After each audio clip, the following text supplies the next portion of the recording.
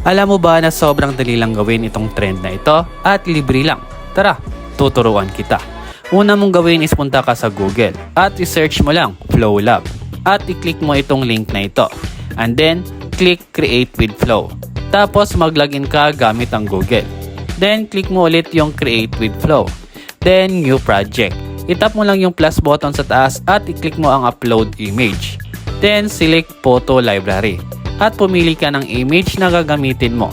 Pagkatapos ma-upload, long press mo lang. Then click Add to Prompt at i-prompt mo lang ito.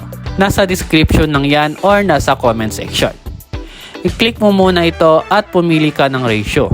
Nasa inyo na if portrait ba or landscape. And make sure na times 4 yung quantity para mas marami kang option. Then i-click mo na ito.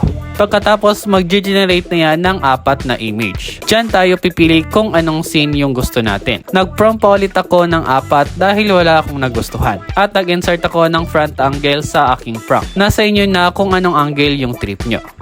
If nakapili ka na, long press mo lang yung gusto mo. Then i-prompt mo ito. Nasa description ng din yan at sa comment section.